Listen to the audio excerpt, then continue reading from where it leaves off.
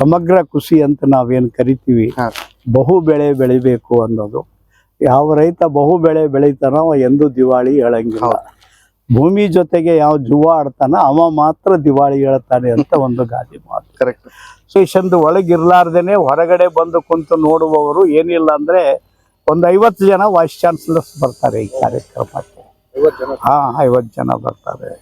ಮತ್ತು ನಮ್ಮ ಆಮಂತ್ರಣದ ಮೇರೆಗೆ 50 ಜನ ಪದ್ಮಶ್ರೀ ತಗೊಂಡಂಥವ್ರು ಬರ್ತಾರೆ. ಕೇಂದ್ರದ ಒಂದು 5-6 ಜನ ಮಂತ್ರಿಗಳು ಬರ್ತಾರೆ. ಈ ರೀತಿ ಅದೊಂದು ದೊಡ್ಡ ಪಟ್ಟಿ. ಸ್ವಾಮಿಗಳಿದ್ದಾರೆ. ಕೊನೆ ದಿವಸ ನಮ್ಮ ಅಂದಾಜಿನ ಪ್ರಕಾರ 500ಕ್ಕೂ ಹೆಚ್ಚಿನ ಪೂಜ್ಯರು, ದೇಶ ಧರ್ಮ ಸಂಸ್ಕೃತಿ ಕಾರ್ಯಕ್ರಮ ದಿವಸ ಅವರು ದೊಡ್ಡ ಸಂಖ್ಯೆಯಲ್ಲಿ ಬರ್ತಾ ಇದ್ದಾರೆ.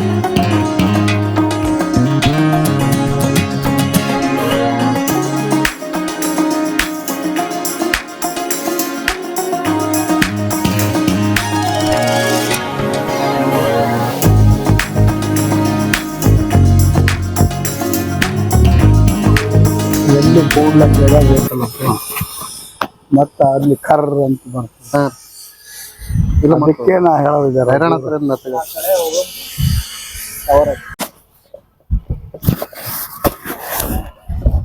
ಈಗ ಪ್ರಿಪರೇಷನ್ ಅಂದ್ರೆ ಇಲ್ಲಷ್ಟೇ ನಡೆದಲ್ರಿ?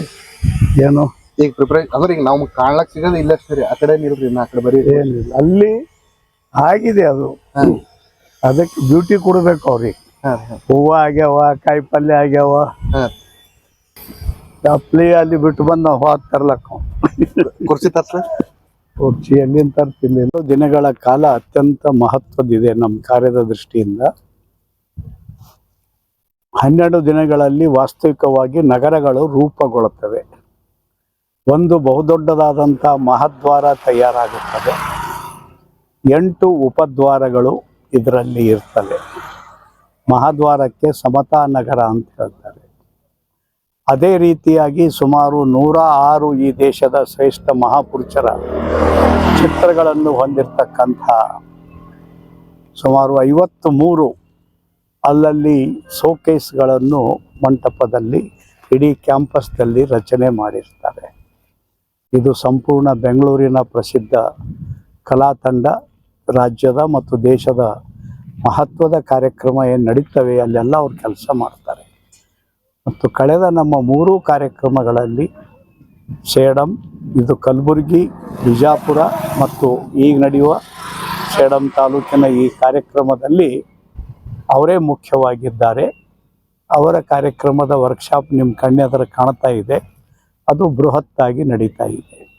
ಸುಮಾರು 40,000 ಜನ ಕೂಡ್ತಕ್ಕಂಥ ಮಂಟಪ, ಅದರದ್ದು ಸ್ಟ್ರಕ್ಚರ್ ರೆಡಿಯಾಗಿದೆ. ಮೇಲೆ ರೂಫ್ ಇತ್ಯಾದಿ ಹಾಕುವ ಕಾರ್ಯಗಳು ನಡೀತವೆ.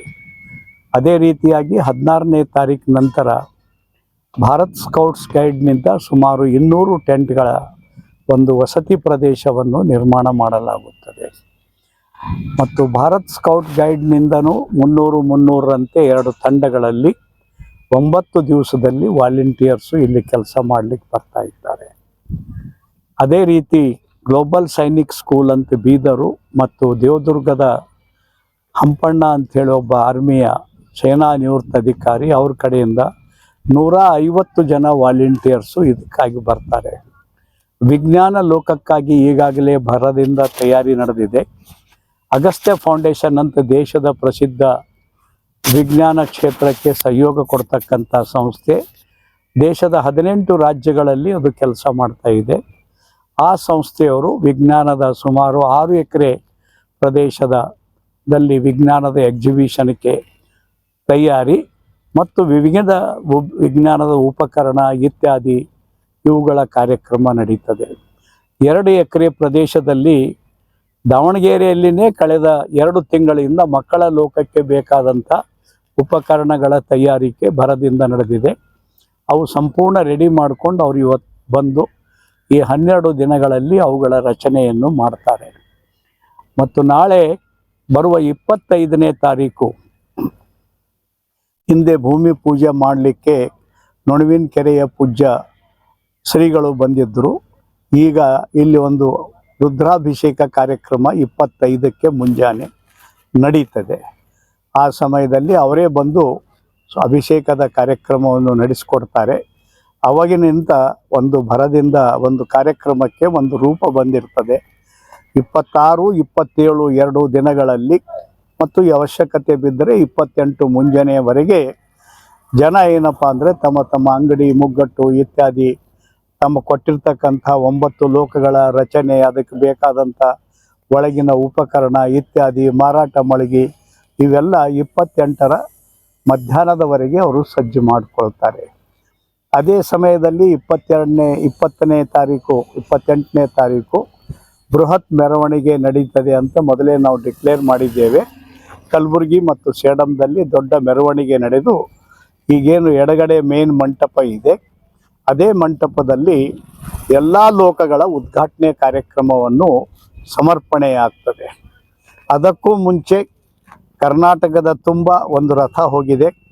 ಅದೇ ರೀತಿ ಕಲ್ಯಾಣ ಕರ್ನಾಟಕದಲ್ಲಿ ಸುಮಾರು 7-8 ರಥಗಳು ಪ್ರವಾಸ ಮಾಡ್ತಾ ಇವೆ. ಸೊ ಅದೇ ರೀತಿ ಮಹಾರಾಷ್ಟ್ರ ಮತ್ತು ತೆಲಂಗಾಣದಲ್ಲಿನೂ ಒಂದೊಂದು ರಥ ಕಾರ್ಯ ಮಾಡ್ತಾ ಇವೆ. ಅವರು ತಮ್ಮ ಯಾತ್ರೆಯನ್ನು ಮುಗಿಸಿಕೊಂಡು 28ರ ಮೆರವಣಿಗೆಯಲ್ಲಿ ಬಂದು ಭಾಗವಹಿಸ್ತಾರೆ. 2-3 ದಿನಗಳಲ್ಲಿ ದೇಶದ ಬೇರೆ ಬೇರೆ ಮೂಲೆಗಳಿಂದ ಕಾರ್ಯಕರ್ತರು ಯಾರು ಬರ್ತಾರೆ ಅವರಿಗೆಲ್ಲ ವ್ಯವಸ್ಥೆ ಇತ್ಯಾದಿ ನೋಡುವ ದೃಷ್ಟಿಯಿಂದ ಕಾರ್ಯಕರ್ತರು ಬರ್ತಾ ಇದ್ದಾರೆ. ಸೇಡಂದಲ್ಲಿ ಬರುವ ಜನರಿಗೆ ವಸತಿ ಇತ್ಯಾದಿ ಮಾಡುವ ದೃಷ್ಟಿಯಿಂದ ಈಗಾಗಲೇ ಒಂದು ಎಕನಾಮಿಕಲಿ ಗಾದಿ ಅಂತ ನಾವು ಹೇಳಬಹುದು. ಬಹುದೊಡ್ಡ ಪ್ರಮಾಣದಲ್ಲಿ ಅದು ಒಂದು ಕಾರ್ಖಾನೆ ಸ್ವರೂಪದಲ್ಲಿ ಮ್ಯಾನುಫ್ಯಾಕ್ಚರಿಂಗ್ ಏನಿದೆ ಕಲ್ಯಾಣ ಮಂಟಪದಲ್ಲಿ ನಡೆದಿದೆ. ಯಾವ ರೀತಿ? ಅದಂದರೆ ಒಂದು ಫೋಮ್ ಇರ್ತದೆ. ಆ ಫೋಮಿನ ಮೇಲೆ ನಾವು ಎಕನಾಮಿಕಲಿ ಅಂದರೆ ಅದು ಫೋಮಿಗೆ ಒಂದು 50 ರೂಪಾಯಿ ಬೀಳುತ್ತದೆ. ನಾವು ಇಡೀ ಕಲಬುರಗಿ ಸೇಡಂ ಮತ್ತು ಬೇರೆ ಬೇರೆ ಕಡೆಗಳಿಂದ ಒಂದು 5,000 ಸೀರೆಗಳನ್ನು ಹಳಿ ಸೀರೆ ಕೊಡ್ರಿ ಅಂತ ಅಪೀಲ್ ಮಾಡಿದ್ದೇವೆ. ಅದಕ್ಕೆ ಫ್ರೇಮ್ ಹಾಕ್ತೇವೆ ನಾವು ಮೇಲೆ. ಸೊ ಅದಾದಮೇಲೆ ಮೇಲೆ ಒಂದು ಬೆಡ್ಶೀಟ್ ಹಾಕಿ ನಾವು ಕೊಡ್ತೇವೆ ಬಂದವರಿಗೆ ವಸತಿ ಮಾಡಲಿಕ್ಕೆ ಅಂತ ಹೇಳಿ. ಅಂಥದ್ದು ಸುಮಾರು 3,000ಕ್ಕಿಂತ ಹೆಚ್ಚಿನ ಹಾಸಿಗೆಗಳನ್ನು ನಾವು ತಯಾರು ಮಾಡ್ತೇವೆ. ಬೇರೆ ಬೇರೆ ಸಂಘ ಸಮಾಜಗಳಿಂದಲೂ ನಮಗೆ ಸುಮಾರು 1-1.5 ಹೀಗೆ ಒಂದು ಒಟ್ಟು 5,000 ಜನರಿಗೆ ಹಾಸಿಗೆ ಇತ್ಯಾದಿ ತಯಾರಿ ನಡೆದಿದೆ. ಕಳೆದ 6 ತಿಂಗಳಿಂದ ಈಗೇನು ಮಂಟಪಗಳು ರಚನೆ ಆಗ್ತವೆ ಇವುಗಳನ್ನು ಆಂತರಿಕವಾಗಿ ಸುಂದರೀಕರಣ ಮಾಡುವ ದೃಷ್ಟಿಯಿಂದ ನಮ್ಮ ಸಂಸ್ಥೆಯ ಶಿಕ್ಷಕಿಯಾಗಿರ್ತಕ್ಕಂಥ ಲಕ್ಷ್ಮೀ ಶಿಂಪಿಯವರು ಏನಿದೆ ನಮ್ಮ ಅನೇಕ ಗೆಳತಿಯರ ಜೊತೆಗೆ ಸೇರಿ ನಾನಾ ರೀತಿಯ ಸೌಂದರ್ಯದ ಉಪಕರಣಗಳು ತಯಾರು ಮಾಡಿದ್ದಾರೆ. ಅವುಗಳನ್ನು ಸಹ ಇಲ್ಲಿ ಮಾಡುತ್ತಾರೆ. ಈ ವಸತಿಗೆ ಸಂಬಂಧಪಟ್ಟಂಗ ಯಾರೇ ಎನ್ಕ್ವೈರಿ ಮಾಡ್ಬೇಕಾಗಿತ್ತು ಅಂದ್ರೆ ಇಲ್ಲಿ ಆಕ್ಯುಪೇಷನ್ ಬೇಕಾಗಿತ್ತು ಅಂದ್ರೆ ಹೆಂಗೆ? ಅದು ಪ್ರಶ್ನೆನೇ ಇಲ್ಲ. ಅವರು ಇಲ್ಲಿ ವಸತಿ ಮಾಡ್ತಾರಂದ್ರೆ ಇಲ್ಲಿ ಸಿಗ್ತದೆ. 1 ದಿವಸದಕ್ಕಿಂತ ಹೆಚ್ಚು ವಸತಿ ಮಾಡ್ತಾರಂದ್ರೆ ಸೇಡಂದಲ್ಲಿ ಸಿಗ್ತದೆ. ಮತ್ತು ತಮಗೆ ಹೆಚ್ಚಿನ ಅನುಕೂಲತೆ ಬೇಕು ಅಂತಂದರೆ ಅವರು ಕಲಬುರಗಿಯಲ್ಲಿ ತಾವು ಮಾಡ್ಕೋಬೇಕು. ಸಾಮಾನ್ಯ ಕಲಬುರಗಿ ಮುಖಾಂತರ ಯಾರು ಬರ್ತಾರೆ ಅಲ್ಲಿ ಶರಣಬಸವೇಶ್ವರ ದೇವಸ್ಥಾನದ ಯಾತ್ರಿ ನಿವಾಸ ಅದು ಪೂರ 10 ದಿವಸ ನಮ್ಮ ಕೈಯಲ್ಲಿರ್ತದೆ. ನೀರ್ಶೈವ ಕಲ್ಯಾಣ ಮಂಟಪದ 2 ಮಂಟಪಗಳು ನಮ್ಮ ಅಧೀನದಲ್ಲಿದೆ. ಖಮೀದ್ಕರ್ ಕಲ್ಯಾಣ ಮಂಟಪ ಅಂತ ದೊಡ್ಡ ಮಂಟಪ ಇದೆ, ಅದು ನಮ್ಮ ಕೈಯಲ್ಲಿದೆ. ಹೀಗೆ ಕಲಬುರಗಿಯಲ್ಲಿ 4-5 ಕಲ್ಯಾಣ ಮಂಟಪಗಳು ನಮ್ಮ ಅಧೀನದಲ್ಲಿವೆ. ವಿಶೇಷವಾಗಿ ಬರ್ತಕ್ಕಂಥ ಆಮಂತ್ರಿತ ಅತಿಥಿಗಳೇನಿದ್ದಾರೆ ಅವರಿಗೆ ಬಹುತೇಕ ನಾವು 85% ಏನು ಅರೇಂಜ್ಮೆಂಟ್ ಇದೆ ಅದು ಕಲಬುರಗಿ ಮಹಾನಗರದಲ್ಲಿ ನಾವು ಮಾಡಿದ್ದೀವಿ. ಭಾಳ ಜನ ಕೇಳ್ತಾರೆ ಅಲ್ಲಿ ಬರ್ಬೇಕಾದ್ರೆ ಮೊದಲೇ ಬುಕಿಂಗ್ ಮಾಡ್ಕೊಂಡ್ ಬರ್ಬೇಕಾ ಅಥವಾ ಇಲ್ಲ, ಏನಾದ್ರು ಕೌಂಟರ್ ಇದ್ರಾ? ಸಾಮಾನ್ಯ 1 ದಿನ 2 ದಿನ 3 ದಿನ ಬರೋರಿಗೆ ಬುಕ್ಕಿಂಗ್ ಬೇಕಾಗಿಲ್ಲ. ಯಾರು ಅಧ್ಯಯನ ಮಾಡಲಿಕ್ಕೆ 10 ದಿವಸ ಅಥವಾ 9 ದಿವಸ ಇಲ್ಲಿ ಇರಬೇಕಂತಾರೆ ಅವರಿಗೆ ನಾವು ಸೇಡಂಗೆ ಹೋಗಲಿಕ್ಕೆ ಬರಲಿಕ್ಕೆ ಅನುಕೂಲತೆನೂ ನಾವೇ ಕೊಡ್ತೇವೆ ಕಾರ್ಯಕ್ರಮ ಜಾಗದಿಂದ. ಅವರಿಗೆ 1,000 ರೂಪಾಯಿ ಫೀಸ್ ಇದೆ. ಅದು ನೃಪತುಂಗ ಡಿಗ್ರಿ ಕಾಲೇಜಿನ ಪರಿಸರದಲ್ಲಿ ಆ ವ್ಯವಸ್ಥೆ ಅವರಿಗೆ. ಈ ಗೆಸ್ಟ್ ಯಾರ್ಯಾರು ಬರ್ಬೋದು? ನಮ್ಮ ಆಮಂತ್ರಣ ಪತ್ರ 4 ತಿಂಗಳ ಹಿಂದೆ ಪ್ರಿಂಟ್ ಆಗಿದೆ. 1 ವರ್ಷದ ಹಿಂದೆ ಅನೇಕ ಗೆಸ್ಟ್ಗಳನ್ನು ನಾವು ಫಿಕ್ಸ್ ಮಾಡಿದ್ದೇವೆ. ಆದರೆ ಅನಿವಾರ್ಯ ಕಾರಣಗಳಿಂದ ಯಾರ್ದೋ ಮನೆಯಲ್ಲಿ ವಿಶೇಷ ಪ್ರಸಂಗ ಮತ್ತೊಂದು ಹೀಗೆ ಒಂದು ಬಹಳ ಆದರೆ 5 to 10% ಗೆಸ್ಟ್ಗಳು ಬದಲಾವಣೆ ಆಗ್ತಾರೆ.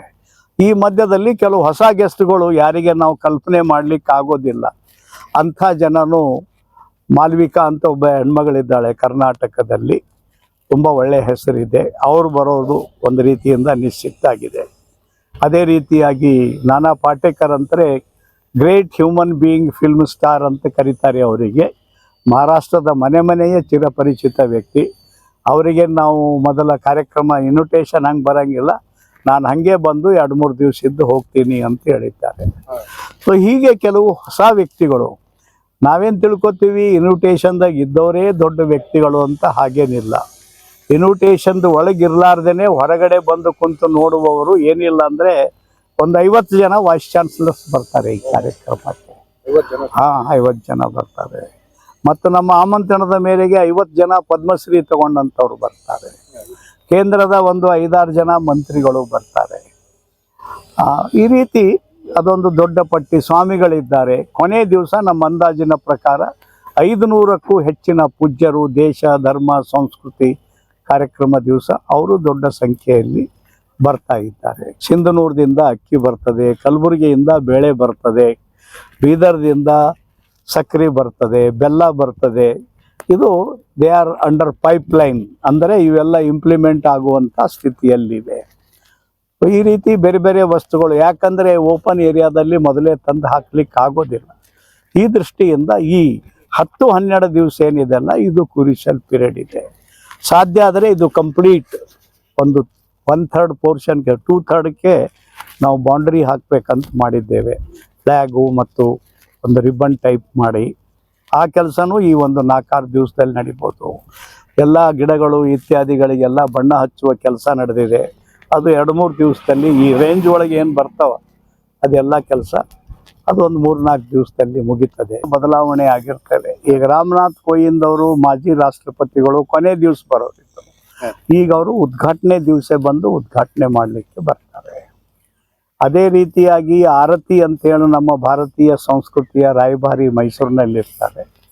ಅನ್ಯಾನ್ಯ ಕಾರಣಗಳಿಂದ ಅವರು ಮೊದಲನೇ ದಿವಸನೇ ಬರಬೇಕಾಗಿತ್ತು. ಅವ್ರು ನಾನು 6ನೇ ದಿವಸ ಬರ್ತೀನಿ ಅಂತ ಹೇಳಿದ್ದಾರೆ.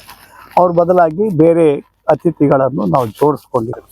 ಸಚಿನ್ ತೆಂಡೂಲ್ಕರ್ ಬರ್ತಾರೆ. ಅದೇ ರೀತಿ ಜಗತ್ತಿಗೆ ವಂಡರ್ ಕೊಟ್ಟಿರ್ತಕ್ಕಂಥ ನಮ್ಮ ಚಂದ್ರಯಾನದ ಸೋಮನಾಥನ್ ಅಂತ ಏನು ಸೈಂಟಿಸ್ಟ್ ಇದ್ದಾರೆ, ಅವರು ಈ ಕಾರ್ಯಕ್ರಮಕ್ಕೆ ಮೇನ್ ಇನ್ವಿಟೇಷನ್ ಅಂತ ನಾವೇನು ಕರಿತೀವಿ. 12 ಟನ್ ಭಾರ, 21,000 ಇನ್ವಿಟೇಷನ್ಗಳು, 6,000 ಇಂಗ್ಲೀಷು, 5,000 ಹಿಂದಿ, 10,000 ಕನ್ನಡ ಆಮಂತ್ರಣ ಪತ್ರಗಳನ್ನು ಮಾಡಿದ್ದೇವೆ.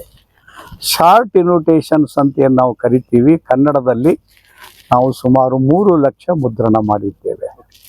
ಅದೇ ರೀತಿ ಹಿಂದಿ ಮತ್ತು ಇಂಗ್ಲೀಷ್ನಲ್ಲಿ QR ಕೋಡ್ ಇನ್ವಿಟೇಷನ್ ಅಂತ ಒಂದು 3 ಪುಟದ ಇನ್ವಿಟೇಷನ್ ನಾವು ಮಾಡಿದ್ದೇವೆ.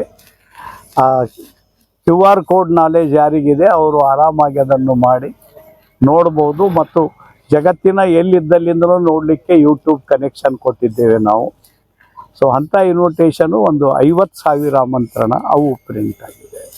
ಜೊತೆಯಲ್ಲಿ ಸಾಮಾನ್ಯ ಲೋಕಲ್ ಜನರಿಗೆ ಮತ್ತು ದೇಶದಲ್ಲಿ ಹಂಚಲಿಕ್ಕೆ ನಮ್ಮ ಕೊತ್ತಲ ಬಸವೇಶ್ವರರ ಭಾವಚಿತ್ರ ಇರ್ತಕ್ಕಂಥ ಸಣ್ಣ ಪಾಸ್ಪೋರ್ಟ್ ಸೈಜಿಂದು ಕಾರ್ಡ್ಗಳು ನಾವು ಮಾಡಿದ್ದೇವೆ. 9 ದಿವಸದ ಕಾರ್ಯದ ಮಾಹಿತಿ ಮತ್ತು ನಮ್ಮ ರಾಷ್ಟ್ರೀಯ ನಾಯಕರಾಗಿರ್ತಕ್ಕಂಥ KN ಗೋವಿಂದಾಚಾರ್ಯರು ಯಾರು ಭಾರತ ವಿಕಾಸ್ ಸಂಗಮದ ಸಂಸ್ಥಾಪಕರಿದ್ದಾರೆ, ಅದು ಸಹ ಸಣ್ಣ ಕಾರ್ಡ್ಗಳನ್ನು ನಾವು ಮಾಡಿದ್ದೇವೆ. ಈ ಇಡೀ ಜಾಗವನ್ನು ನಾವು ಸಿದ್ದೇಶ್ವರ ಸ್ವಾಮಿಗಳಿಗೆ ಸಮರ್ಪಣೆ ಮಾಡಿರುವುದರಿಂದ ಸುಮಾರು 1 ಲಕ್ಷ ಅವ್ರ ಕಾರ್ಡ್ಗಳನ್ನು ಮಾಡಿದ್ದೇವೆ. 1 ಲಕ್ಷ ನಮ್ಮದೇನು ಎಂಬ್ಲಮ್ ಇದೆಯಲ್ಲ, ಆ ಎಂಬ್ಲಮ್ ಕಾರ್ಡ್ಗಳು ಸಣ್ಣ ಸೈಜನ್ನು ನಾವು ಮಾಡಿದ್ದೇವೆ. ಇದು ಒಟ್ಟಾರೆ ನಮ್ಮ ಸಾಹಿತ್ಯ. ಇದಲ್ಲದೆ 9 ಲೋಕಗಳಿನ ಜನ ಏನಿದ್ದಾರೆ ಅವರು ತಮ್ಮ ಇನ್ವಿಟೇಷನ್ ಅವರೇ ಹಂಚುತ್ತಾರೆ. ಸಾಮಾನ್ಯವಾಗಿ ಅವರು ಒಂದು 2 ಸಾವಿರ ಪ್ರಿಂಟ್ ಮಾಡಿರ್ತಾರೆ. ಕಲಾಲೋಕದವರು ದೇಶದಲ್ಲಿರುವ ಕಲಾಲೋಕದವರಿಗೆ ಕಳಿಸ್ತಾರೆ. ವಿಜ್ಞಾನ ಲೋಕದವರು ವಿಜ್ಞಾನ ಲೋಕದವರಿಗೆ ಕಳಿಸಿ ಬರುವಂತೆ ನೋಡ್ತಾರೆ. ಸಂಗೀತದವರು ಸಂಗೀತ ಆಸಕ್ತರಿಗೆ ಕೊಡ್ತಾರೆ. ಕೃಷಿ ಜಗತ್ತಿನವರು ಕೃಷಿ ಕೊಡ್ತಾರೆ. ಕಾಯಕ ಲೋಕದವರು ಕಾಯಕಕ್ಕೆ ಕೊಡ್ತಾರೆ.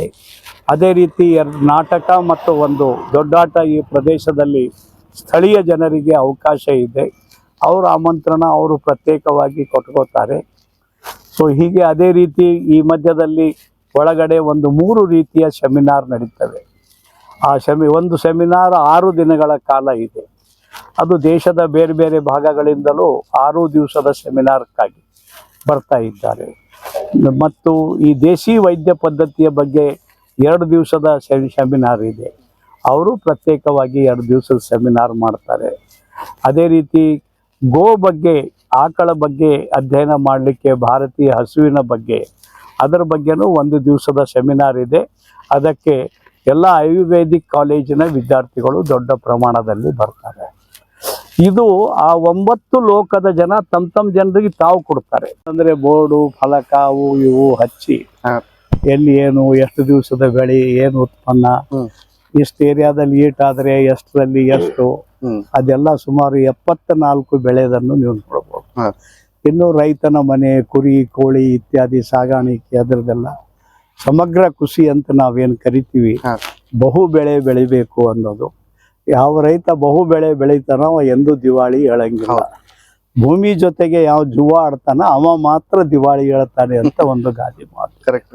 ಸೊ ಅದಕ್ಕೆ ಸಮಗ್ರ ಕೃಷಿ ಬಗ್ಗೆ ಅಲ್ಲಿ ನೋಡ್ಬೋದು. ಓಕೆ, ಮತ್ತೇನು ತಯಾರಿ ಆಗಿದ್ರಿ?